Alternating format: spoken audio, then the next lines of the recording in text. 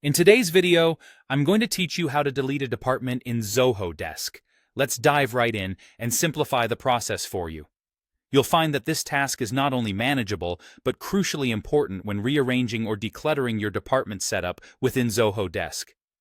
We'll walk through each step seamlessly so you can confidently and efficiently get your workspace organized. To start, you'll need to navigate to the setup. You can do this by finding and clicking on the gear icon, which is typically located in the upper right-hand corner of the screen when you're logged into Zoho Desk. This will bring up a menu where you'll find various configuration settings.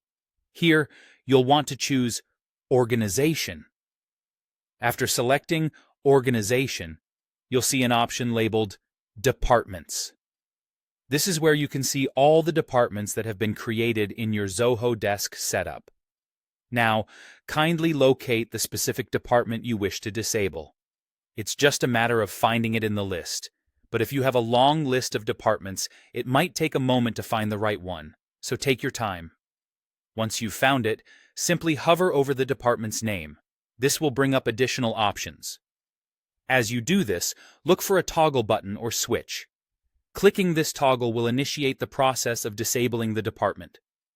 After clicking the toggle button, Zoho Desk will prompt you with a message.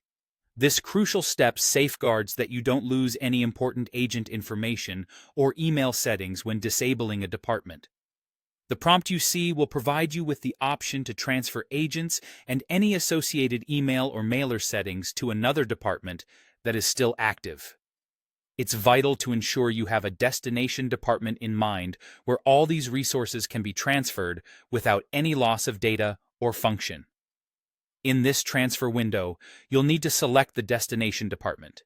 Be attentive when choosing this, as it ensures all ongoing work processes continue seamlessly. Once you have made your selection, you'll notice a button labeled Transfer and Disable. Clicking this will initiate the transfer process and simultaneously disable the department you aimed to close. Double-check everything at this stage for accuracy to avoid any inadvertent disconnection of duties or credentials. Congratulations! You've just successfully disabled a department in Zoho Desk. This process helps in streamlining your teams and ensuring that your organization is not overloaded with unnecessary or inactive departments. This organizational housekeeping can help keep your team focused and your operations running smoothly. Remember, keeping your help desk optimized is key to maintaining efficient and effective service. We hope that you found this guide clear and useful.